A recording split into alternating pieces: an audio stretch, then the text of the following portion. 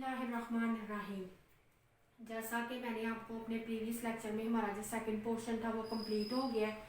अल्हम्दुलिल्लाह हमने अपना थर्ड पोर्शन जो है वो स्टार्ट किया है। हमारा जो थर्ड पोर्शन है उसका मेन जो हमारा थीम है कि हम उसमें क्या पढ़ेंगे, तो वो हमारा है cell, tissues, organ and organ system of animals.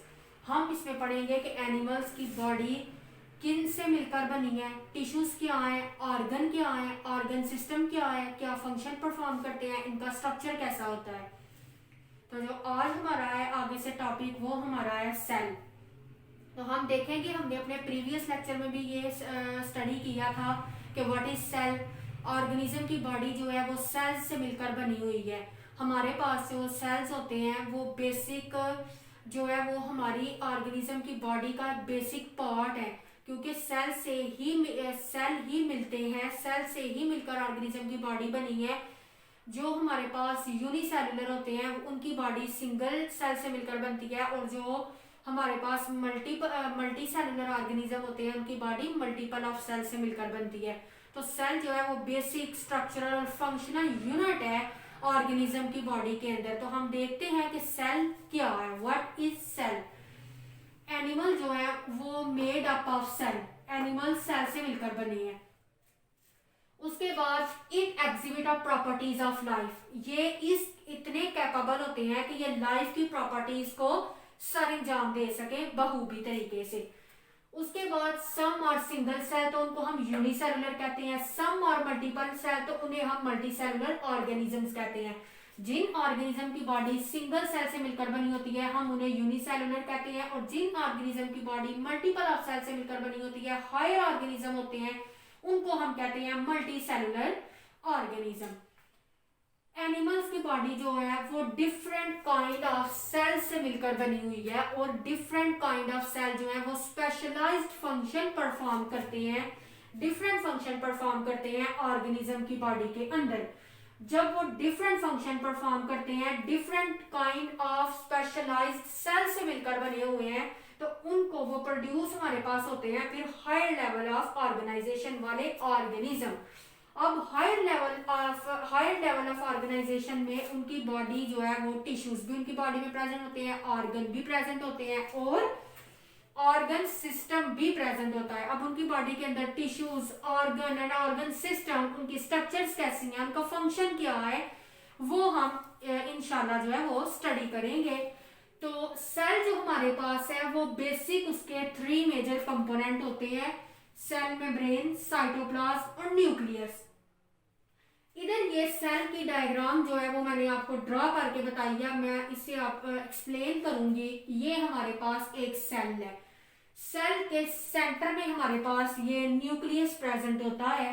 Nucleus के इर्द एक बहुत बारीक झिली एक एनवेलप होती है जिसको हम कहते हैं न्यूक्लियर एनवेलप, जिसको क्या नाम दिया जाता है, न्यूक्लियर एनवेलप का, उसको हम न्यूक्लियर एनवेलप कहते हैं।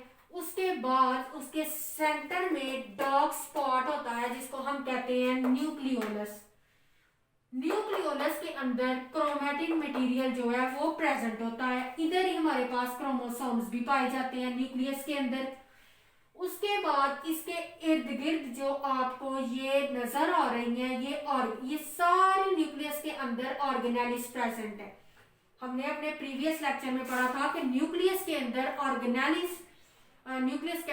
सेल के अंदर ऑर्गेनेलिस प्रेजेंट होती हैं। हर ऑर्गेनेलिस डिफरेंट फंक्शन परफॉर्म करती है, डिफरेंट स्ट्रक्चर रखती है, सस्पेंड हुई होती है सेल के अंदर। सेल के अंदर इधर साइटोप्लाज्म, ये सारा लिक्विड मटेरियल इधर प्रेजेंट होता है जिसके अंदर ऑर्गेनेलिस सस्पेंड हुई होती हैं, यानी कि उसके अंदर ऑर्गेनेलिस तैर रही होती हैं।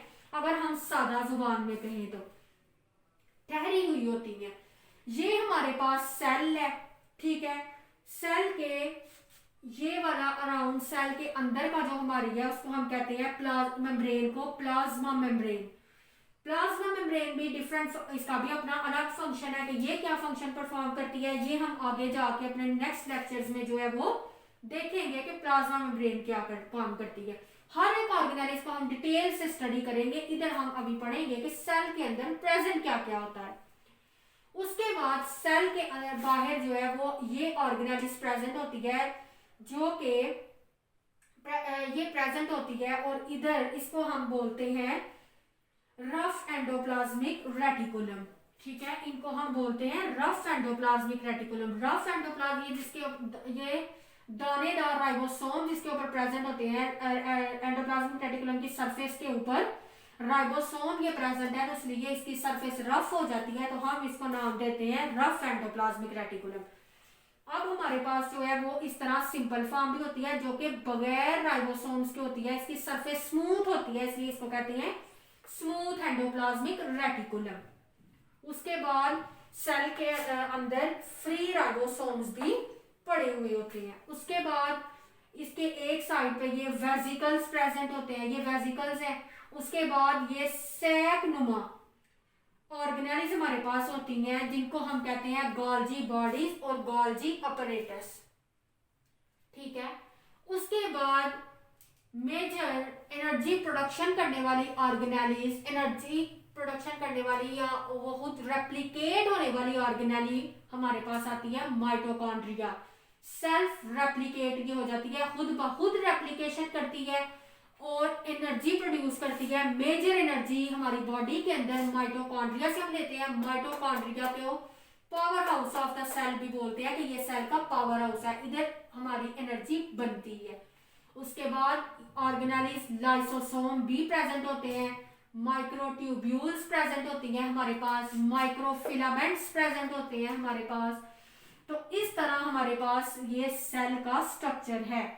ठीक है, जिसमें हमारे पास प्लाज्मा मेम्ब्रेन, बाहर वाली झिल्ली, न्यूक्लियर एनवेलप, न्यूक्लियस के इर्द गिर्द smooth endoplasmic reticulum, rough endoplasmic reticulum, vesicles, Golgi apparatus, nucleus, उसके बाद क्रोमैटिन, माइटोकॉन्ड्रिया। इस तरह सेल के अंदर डिफरेंट ऑर्गेनेलिज प्रेजेंट होती हैं, और ये ऑर्गेनेलिज डिफरेंट फंक्शन परफॉर्म करती हैं। ठीक है, कि जिस तरह माइटोकॉन्ड्रिया का काम है कि एनर्जी प्रोडक्शन करना, ठीक है, इसी तरह राइबोसोम्स का काम प्रोटीन की सिंथेसिस करना, वेसिकल्स का काम वेस्ट मटेरियल को वेस्ट आउट करना, किस तरह एक्सपोर्ट करना है। तो हम इंशाल्लाह अपने नेक्स्ट लेक्चर्स में इन ऑर्गेनेलिज को डिटेल से पढ़ेंगे, कि इनको हम जो है वो डिटेल से इनकी स्ट्रक्चर को भी वाइड बनाएंगे, ब्रॉड स्ट्रक्चर ड्रॉ करेंगे हर ऑर्गेनेलिज की डिफरेंट,